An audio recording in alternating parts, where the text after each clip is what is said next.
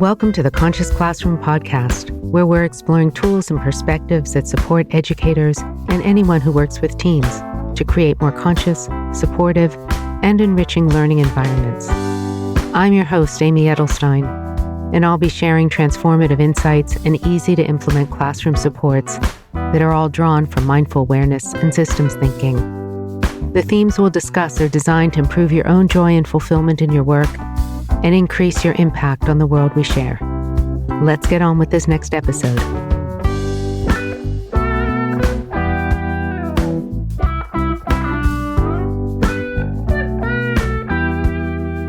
Welcome to this episode of the Conscious Classroom podcast. My name is Amy Edelstein. Today we're going to talk about the 7 different styles of learners.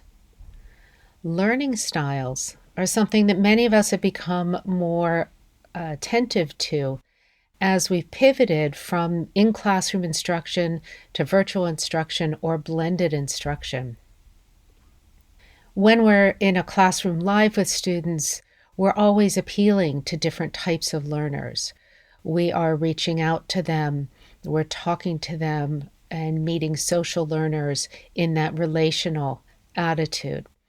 We're writing on the blackboard or the smartboard, appealing to those learners who need to see things written, need to see things in orderly steps. We're putting students in breakout groups and bringing them back together in all kinds of different ways where we touch different learning styles. If you're an educator who's pivoted to an entirely online classroom, and you've had to retool your learning styles to help engage students, inspire students, and keep them involved in the learning process, becoming more familiar with learning styles and how your mindfulness tools can help support those different learning styles are going to help you create a more conscious classroom. And that's what we're here to do. I'm here to help you learn these different tools to support more conscious classrooms and also make things manageable, make things fun, and make you aware that there are small things you can do that will increase your potency and effectiveness as a teacher, as well as building more resilience and inspiration into your own experience in the classroom. So let's take a look at these 7 different learning styles, and let's also take a look at how the different mindfulness tools that we're already using can be amended and adjusted and customized to appeal to different learners. The first learning style we're going to look at is visual learners. Visual learners learn best when they can see, when they're stimulated by images and colors, when they're able to concretize an abstract concept in a picture. It's very easy to add slides to your online classroom. You don't need to get too fancy. Creating a simple PowerPoint or Google slide with a colorful background and one image on it can be enough to grab students' attention, give them a picture to wrap their concept around, and give them a color to imprint that concept as a visual in their memories. You can use these for your mindfulness tools as well. An image of a breath, a cartoon, or an emoji of a breath going out, an image of the wind or a cloud to symbolize open awareness, an image of bubbles when you're doing the thought bubble. These will help students recognize, remember, and retain the mindfulness tool that you're sharing with them. So experiment. Add one slide. No need to be overly ambitious. One slide with a nice color, one image, and pop that into your online presentation the next class you have, and see if you can't get more engagement from those students who appreciate and think in terms of images and pictures and symbols. Verbal learners, our second learning style, need to talk and express themselves. They need to repeat and articulate the concepts that you're teaching them in their own words. They need to have those concepts come out of their own mouths, hear them in their own voice, and speak them, repeat them. They need to hear those facts in their own words.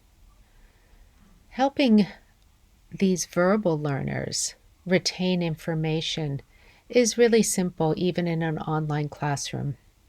Invite them to repeat the concept in the chat. Put them in breakout rooms of 3s or 4s and have each student go around and say in one sentence the biggest takeaway from your lesson. When you're working with mindfulness tools, which are silent and focused, have students articulate and verbalize the one most important instruction.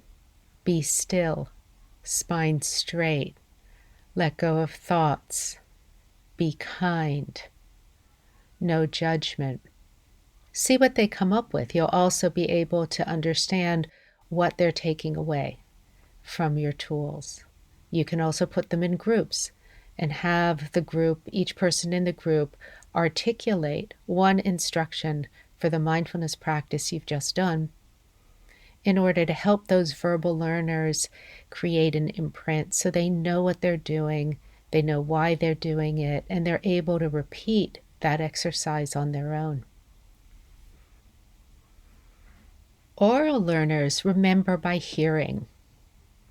They're used to hearing your voice. They're used to, in the in-person classroom or in the online classroom, they're used to listening to lectures and instructions, and they're very good at retaining information from didactic lessons. To help oral learners retain and integrate the information that you're giving them, try working with curated playlists. Try having different musical interludes for the different sections of the lesson. This is the most important part of the lesson. Let's organize our thoughts and our notes. Play a few bars of your important facts to remember section of the lesson, and then repeat those important facts and allow the students to take notes. For the mindfulness tools, choose a different melody or playlist or song or theme song for each style of meditation.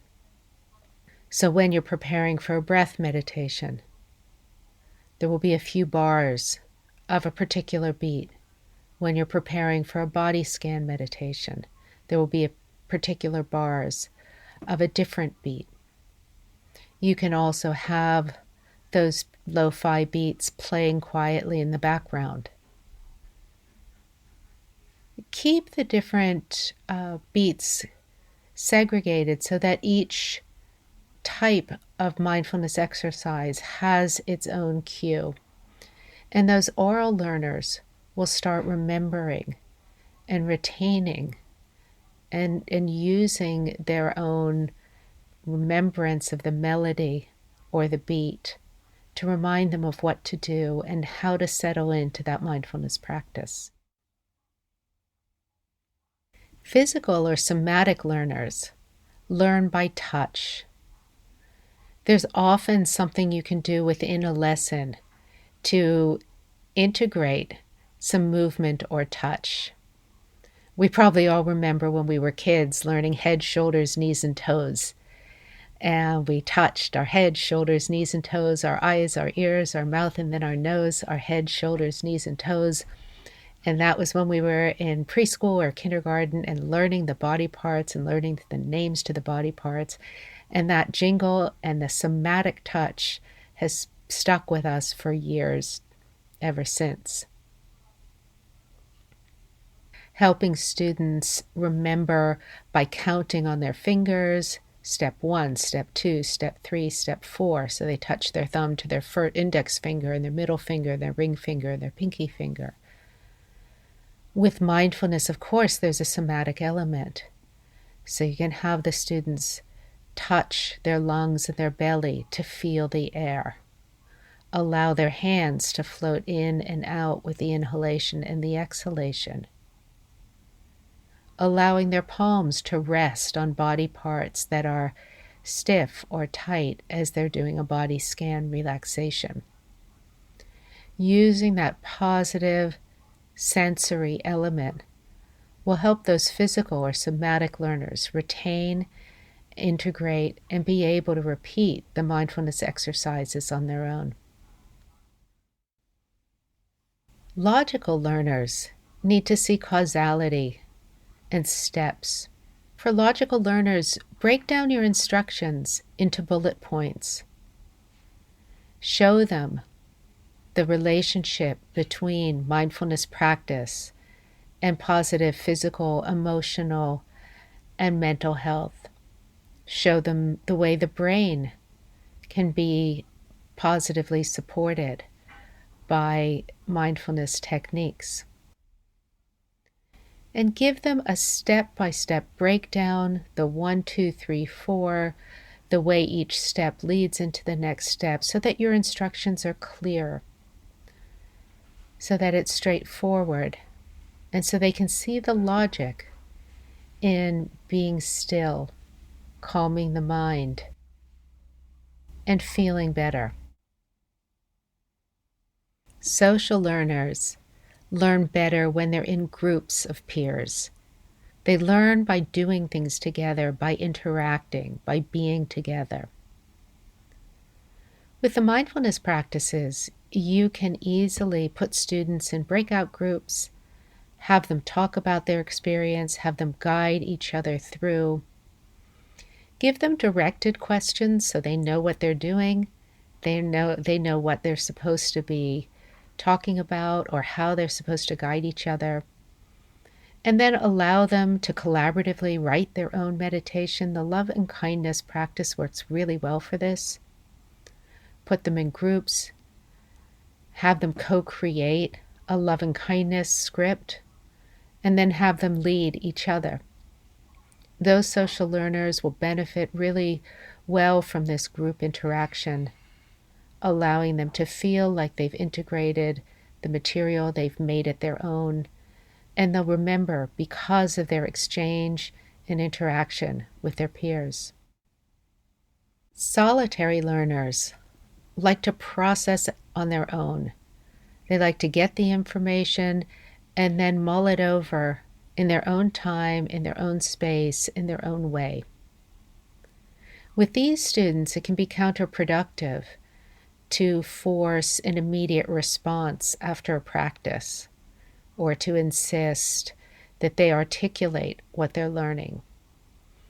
Giving students journal time where they can write after a mindfulness practice and free form explore their own thoughts, where they're still in the classroom together, but they're doing this privately on their own, can really help solitary learners integrate the material.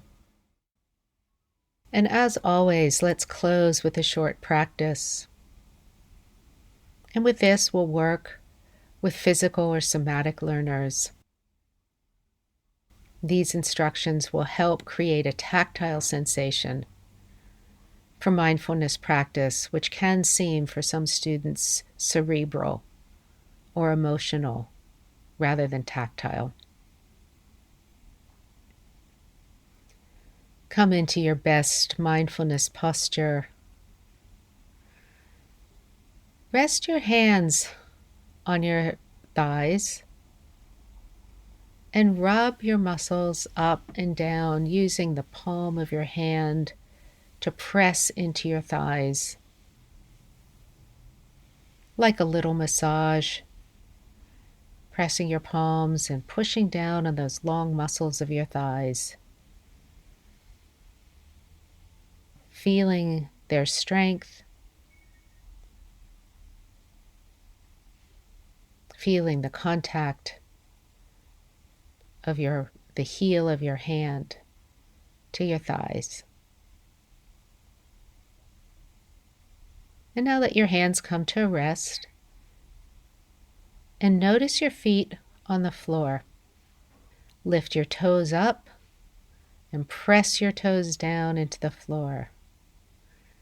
Feel that contact. Lift your toes up and press your toes down on the floor.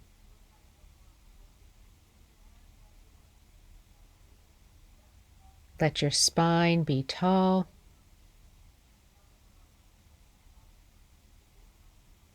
Now bring your fingertips to the base of your skull, right where your neck meets your head. And with almost no pressure, just very, very gently, like a misty rain, not much pressure, just tap the base of your skull, right where your skull meets your neck. With that tap, reminding your muscles to relax and soften and be easy.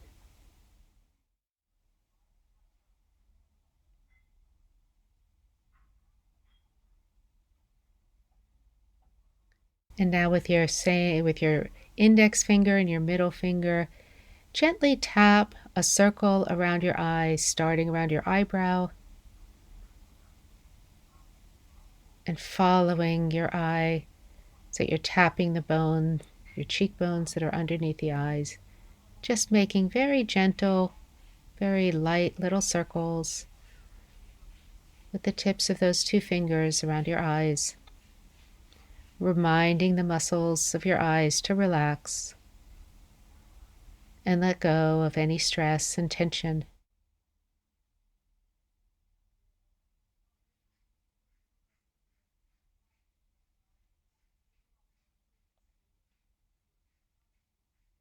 And now bring your hands, palms facing each other, lift it up off your lap, just a couple of inches.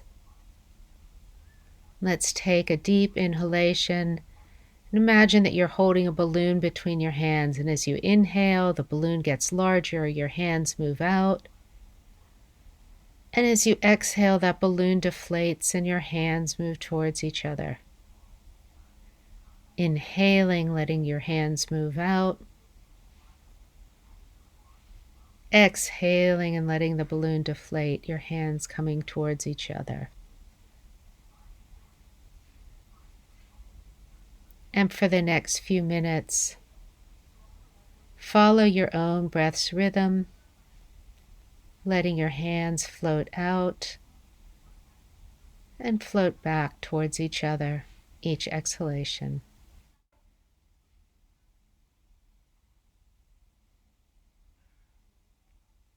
Let your breath be natural.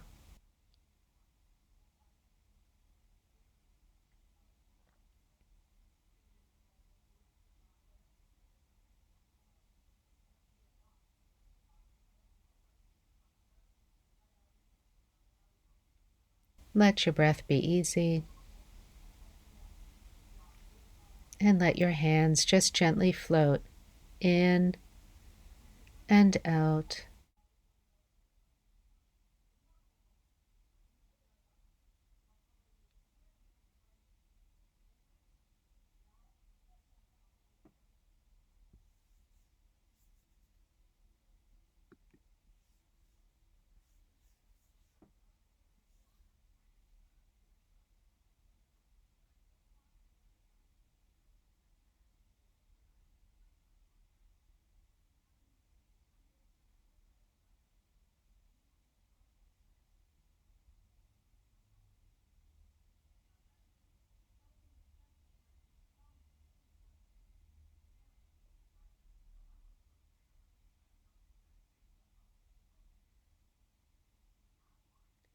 And as you begin to bring this exercise to a close, on your next exhalation, let your hands float to your thighs.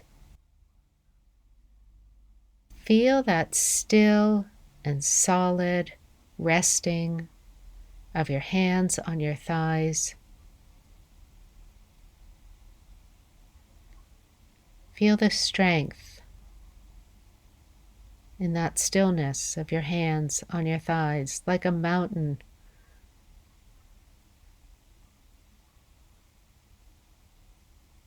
resting on the surface of the earth.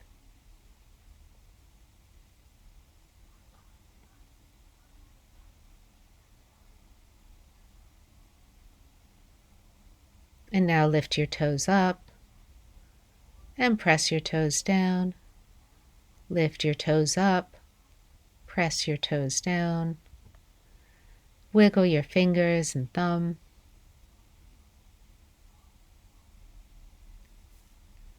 Open your eyes if they've been closed and refocus on the room around you.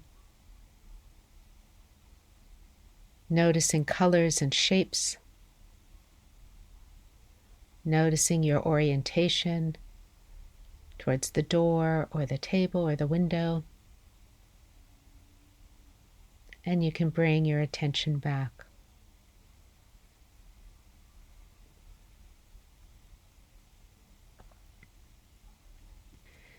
You can see in the guided instructions for this brief mindfulness practice, using the breath as the anchor, we also worked with the body. We worked for physical, somatic learners, allowing touch to be present, even in the stillness, creating some sensory cues for strength and stability, for centering and groundedness, enforcing that sense of mental wellness, of calm, and also of curiosity, of learning how to relate to their own internal experience using somatic tools. And then also as they come out of the practice, using visual cues so that shape and color and objects are used to orient and center and ground and allow students to transition out of a focused mindfulness practice and back into the world of activity. Thanks for tuning in today. If you like the podcast, please leave a review so we can help share it with other people. And I look forward to talking with you next time. Stay well. Thank you for listening to The Conscious Classroom. I'm your host, Amy Edelstein. Please check out the show notes on innerstrengthfoundation.net for links and more information. And if you enjoyed this podcast, please share it with a friend and pass the love on. See you next time.